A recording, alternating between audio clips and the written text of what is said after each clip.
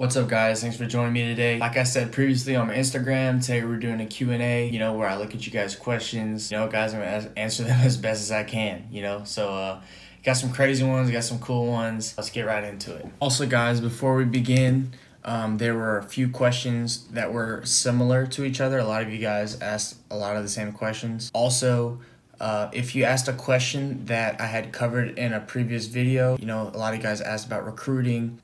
Make sure you go check out the video. I answered every question on there, and if not, it'll be answered here today. So, all right, so the first question from Josh Beretti was the best pitcher you faced. So, my first summer in the Cape, which was not last summer, but the summer before that, I faced a guy by the name of Joe Boyle. He goes to Notre Dame. Up to that point, I hadn't seen a pitch over 96 in the batter's box. And the first pitch was 97, and then he threw it the next one 101. So that was the most uncomfortable at bat. The next question I have is, do you hope to play professionally? If so, will you continue to make videos? By Braden Koenig. Yeah, man, I do hope to play professionally. That's been my dream ever since I was a little boy. And I've worked my butt off to get that opportunity. And yes, I'll probably continue to make videos, just because I enjoy it so much. Next question from Jackson Coots. He's one of my teammates from the Commodores last summer. He has best protein bar and cookie of the summer. That is a Snickerdoodle protein cookie. Hope all is good, bro. Next question is, from Bobby Cooper, says, love your videos, keep it up. Do you think JUCO to D1 is possible? Guys, there are a ton of JUCO players on my baseball team right now. I have also heard that a lot of coaches prefer, some JUCO players instead of straight out of high. Next question from Jeff Prejean says, pregame meal and routine. Yeah, guys, it definitely depends, if you're at home or if you're on the road. Typically, we'll be at the field probably, if it's a home game, we'll be there about 4 hours early, typically. We'll get a pregame meal, and then, it's batting practice. And then we come in, we go over scouting reports, and then we go play. And then post-game, you have to make sure that, you get your stretching, your icing done, all of that. So there's a lot that goes into that question, and I might actually make a video on that. Next question by the Southern Silverback. Number one thing you love about practice, and the number one thing you dislike about practice. This is a great question, because a lot of people aren't practice players, but practice is a place where you craft your tools, to go prepare in games. And so I like practice, because this is where you can do your thinking as far as practice goes. And because in games, you want it to be thoughtless. So I like practice because this is where I can do my preparation and think. So in the games, I can just play. And the number one thing I dislike about practice, I don't know, man. I kind of love practice too. You got to be excited about things most people aren't excited about. So next question by Jordan Jaff 23 says, how was your experience playing in the Cape Cod League? Guys, the Cape Cod League was some of the best 2 summers of my life. I was honored to be able to get the opportunity to play. If you ever have the opportunity to go and play, I totally advise you go do so. But yeah, I was playing with a bunch of guys who are really good ball players, and I learned a lot. That was the best part about the experience, is I learned how to play a better ball game, and I learned how to shape my game as well. So great experience. I'll cherish those days for a long time. All right, the next question we have is from Victor Santana Murphy's. Is it possible for a 1-year only varsity player to play D1? Guys, yes. It is imperative that when you're in high school, if you're in a scenario where you get caught behind somebody that's really good, that doesn't mean you don't have a shot to play Division I. Sometimes waiting your turn is how you get seen too. Sometimes if there's a guy who's really good and schools are coming to see him, there are times where you can be in a different position and still get recruited, and then that following year you fill that position. So if you are somebody who's grinded to get on that varsity team, if you have shown enough, to be able to get seen, and you're good enough, people are going to find you. Next question is from Noel Gonzalez. He says, what or who pushes you to play the game, and what drives you to play 100%? Guys, it's about how much you care. I have really big goals in baseball, and it is because of how much I care about it. You'll only go as much as you care, and so I'm not driven by anything else, other than how much I love the game, and how much what would my little brother look up to if he was watching me play, and so doing everything 100% and playing 100% is really important to me. All right, next question is from Cam Beast 07. He asked, I'm a senior in high school, and I was wondering if being a student athlete is stressful. Yes, guys, being a student athlete is quite stressful. There are times where you don't feel like waking up, or it's late and you don't want to study, but it's a grind, and so the people who can balance being the guys who can balance being a student and an athlete, the best are usually the best players. And so, finding ways to manage your time and everything else, can make it less stressful. All right, guys. Owen Hurley, 17, asked, what is the most memorable moment of your college career so far? Guys, I'd have to say the most memorable moment of my college career was hitting a walk-off in my freshman year. It was really cool. I had never done that before, and it was really cool to, it was such an awesome moment. So, next question is from Saltman.3. He asked, what advice would you give to somebody who wants to go D1? If you really want to go D1, you'll find a way, to work at it every single day. If you really care about something, you'll find the resources to get better, keep your grades up, and find a place to play ultimately. All right, guys, the next question is from Rico Reckless. He asked, how serious are grades to coaches at a D1 level? Guys, like I said, if you want to find a way on D1 rosters, getting your grades up is super important. I know of a ton of guys, at least 20 people who've not been able to play D1 simply because their grades were not good enough. So being a Division I athlete requires you being good in class too. So however that fits in with you, you got to figure out a way to keep your grades up so you can play your sports at the next level. All right, guys, Levi Turner asked, what are some keys to becoming a better infielder, becoming a shortstop?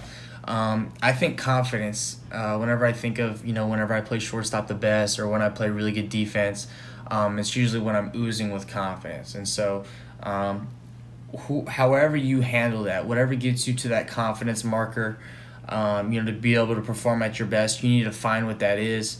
For me, I don't really overcomplicate things. And that's I attribute that to just being successful. All right, Steven Mendoza 7 asked, what's the fastest you've ever been clocked at? I assume you're talking about pitching, and that was 92 miles an hour my senior year. All right, really MCD asked, how many homers did you have in your high school career? Good question. I had 1 my sophomore year of high school, 0 my junior year, and I had 6 my senior year. So that is 7 total. All right, guys. DJ Springs 704 asked, what D1 college did you want to play at besides Louisiana? In my recruitment video, I got recruited by TCU, LSU, Mississippi State, Nichols, Tulane, and some other schools in my state. And I always wanted to play at the University of Louisiana, because that's the community I'm from, and so I've always wanted to play there. So I guess none, I guess. B Cope 7 asked, where did you go to high school? I went to Terra Links Catholic High School, and I played football, baseball, and I ran track. All right, 18P Bennett asked, what are some tips you have on keeping a positive mindset? Guys, keeping a positive mindset is the most important part of the game. If you can stay positive every day, your results will fall in order based on how positive you are, in my opinion. I play my best game when I'm positive. Some things I'd say is, find your happy place. Every time you're on defense, think of the coolest play you've ever made. When you're running the bases, what is the coolest thing you've ever done base running. Pitching, same thing. Hitting, think of a time when you were hot and get in that mindset. All right, guys, Elijah Hackathorn asked, how do you maintain your arm to keep it healthy? Guys, this is a awesome question, and this is also why careers go bad too. Guys, if you have not invested in bands or a weightlifting program and shoulder stability, that is super important. For me, working out is what keeps my arm healthy, in my opinion. Doing dumbbell rows and, just shoulder maintenance is super important to keep your arm healthy. And also, knowing your limitations. Obviously throughout a season, it's a long season, and being smart about the way you play catch and, in and out and stuff like that, is how you keep your arm healthy long term. All right, May P32 asked, what is the best part about playing D1 baseball? Guys, it's the relationships. The ball is fun, traveling is fun, but it's about the people you play with. My teammates are amazing. They're probably going to be my best friends for the rest of my life. And so, all right, guys, Max Nash Jays 9 asked, whose game do you model yourself after? P.S. Thanks for inspiring me. You're welcome, buddy. Thank you for being my inspiration as well. I model my game after Francisco Lindor mainly. He's a switch hitting shortstop, and he's really good. He's dominating the game, and I see a lot of similarities with myself and Frankie. So he's probably a guy I'd model my game after. Jaybird2178 asked, what do you do for fun besides baseball? Guys, I love to listen to music. A lot of guys have asked me for my Spotify playlist. I love to do that. I also do YouTube. YouTube is also what I do for fun besides baseball, and I like to read. So besides those things, I really don't have much time for anything else. But I like to travel if I ever had time to. All right, guys, Munoz11 DJM asked, what play do you work on the most? Good question. As an infielder, the good infielders are known because they always make the routine play. So at the end of the day, routine plays are about 95% of the amount of plays I'm going to make throughout a year. So those are the plays I work on the most. All right, guys, Young Jack 15 asked, what is your motivation to hit the gym? Guys, it's about lasting throughout a year and getting bigger, better, and stronger. And so every year I get stronger, every year I get faster because of the gym. And so that alone is my motivation to keep, hitting it heavy. Chase McQuaid 11, sorry if I misspelled your name. What's your favorite bat ever? Guys, I had the second generation Red EXO when I was 9, and that was my favorite bat ever. All right, guys, Nick Taylor 12 asked, you were good at football, so why did you choose baseball over football? Good question. I had more of an opportunity to play at the next level in baseball than football. I did have offers to play football, but it wasn't any I didn't think I was as good in football as I was in baseball. All right, Trey Shelton asked, walk-up songs. I have a few in my playlist, and I'm not going to let them out yet. I'm still working on that. I'll let you guys know. The Real Kevin Mendoza asked, what are some infield drills you do? Guys, like I said, I like to work on a lot of routine plays, but I also like to work on, getting good with one hand. So I have that little trainer glove. I like to get good with one hand, because, most of the plays you make at shortstop are one-handed. So I do a lot of work with one hand, to get a better feel for my glove. That's pretty much, what I focus on every day. Tanner Lee 4 asked, how do you increase velo? You work out hard. You try to swing hard. And adding those two things together with a good approach will increase your velocity. Sterling Widman asked, would you drop baseball if your YouTube took off? No, I would not. YouTube is a hobby for me, and baseball is my primary. Okay, AG Zakola asked, tips for keeping composure under heavy pressure like playoff games or big plays. This is a great question. Guys, take it back to a time when you were really good. Obviously baseball is a seesaw game. Sometimes you're doing really good, sometimes you're not. And those big, pressure playoff games and big plays, it's important that you're really confident, because that's when you perform the best. So for me, I go back to a time, when I'm playing really well, playing defense really well, or hitting really well, and then let the play take care of itself. Because at the end of the day, whatever happens, happens. All right, Steven underscore W44 asks any fielding tips specifically when it comes to reading the hops and handling the bad ones. This kind of goes hand in hand with the other one. When I said, get good with one hand. Guys, when you read bad hops, it's usually because your feet are wrong. But a lot of times you get bad hops whenever you try to play everything with two hands, or that happens for me too. And also to handle bad hops. So usually if I know I'm going to get a bad hop, I usually just charge my energy forward, and I use one hand and I just pick right through the path of the ball. So that is usually how I handle bad hops. All right, O'Shea Flame 27 asks, what's the biggest turning point in your baseball career? Guys, it was the summer after my freshman year of college. I had an awful summer. I hit 160. I felt like I was at my bottom, and it was at this point that I learned that I had some things to work on, and I got really better at those three things, and then I had a really good year. So for any of you who might have a bad year sometimes, it's okay. Keep plugging away, because greatness is on the other side. C. Morgan 5556 asks, what are your favorite sports to watch? Guys, I love watching baseball, and also love watching football. I was a quarterback back in high school, and I love to just see coverages on the field. And I'm also a Saints fan, so I like watching those two sports mainly. A Dion White 2, or I don't know. I'm sorry. What's your thought process for every at bat? And then he said certain pitch dash location. Guys, my process for every at bat, let me be more specific. It is every pitch. When I go to an at bat, I have a plan for every single pitch, and so most of the time, I prepare to hit every single pitch, and then at the last minute or the last second, if I have to throw on the brakes and take the pitch, I do. But you cannot go up to the plate timid, and that is usually how you have bad results. So I'd say expect to hit every pitch, and if it's not there, you take it late. All right, DJ Pacheco asked, how many days do you work out as a D1 baseball player? In the off season, work out close to 4 to 5 days a week, because you're really trying to build up your body.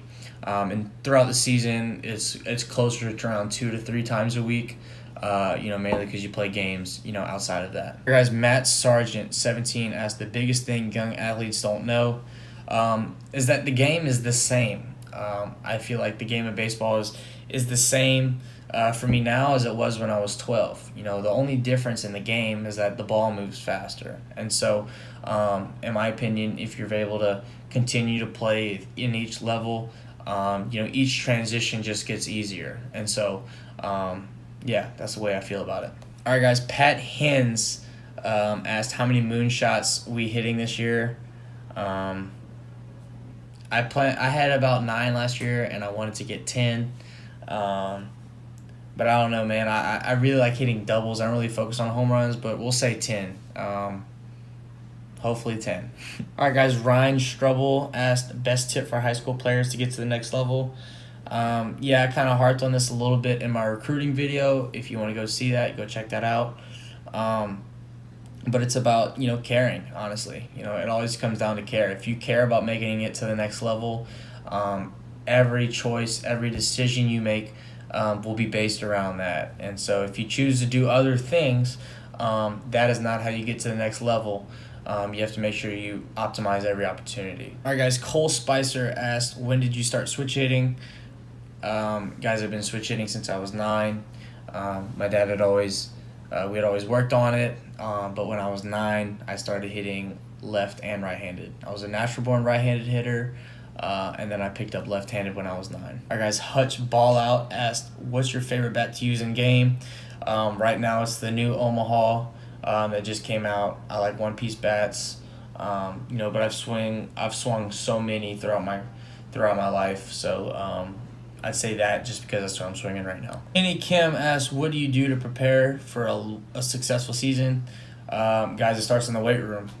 For me, to be able to keep my body up for a successful season, I got to stay healthy the whole time. And so, busting my butt in the weight room, the entire time is very important. But it's also important that, I get my timing back at the plate, and I keep my arm up. I keep up with my arm care. So, all right, Matt Liscano asked, "What's your pregame ritual?" I got a few. I think one of them is making sure that I put my left shoe on first, and then my right shoe. And always do my left tape first before my right tape. So another ritual I like to do is before I hit, I like to smell the pine tar on the bat. I love the smell of pine tar, and it makes me think of baseball. So every time I hit, I take a smell of pine tar. All right, guys, last question by Seamus B27 asked, all-time favorite baseball player? Oh, man, guys, I like so many different baseball players. I'd have to say, right now, my favorite baseball player of all time is probably Manny Ramirez. I really liked the Red Sox growing up. So that was a really cool player for me. All right, guys, that wraps up the video. I appreciate you guys for all watching. If I didn't quite get to your question, I'm sorry about it. We'll probably be doing some more down the road. I had it close to around 300 responses, so I just sorted out some of them. But yeah, guys, I'll be giving away a bat, for the 5,000 subscriber giveaway, and I will also be giving away a pair of batting gloves. And so I will be giving away one of each. Hey guys, I will be able to sign either one of those if you guys want, or if you don't, that's cool as well. But yeah, guys, to enter into the giveaway, you'll have to subscribe to me on here and on my Instagram channel. And what you guys will be doing is simply just DM me, what if you'd want the gloves or the bat, and make sure you specify if you want them signed or not. I will give away one of each. So yeah, guys, thanks for dropping in. If you guys have any additional questions, I'm always welcome to answer those in the comments down below. I do my best to answer all of those, especially the appropriate ones. But yeah, guys, expect more videos every week. I'm really working hard to get that, especially with the season coming. It's going to get a little hard, so definitely show some love on those. But anyways, thank you guys for watching. Peace.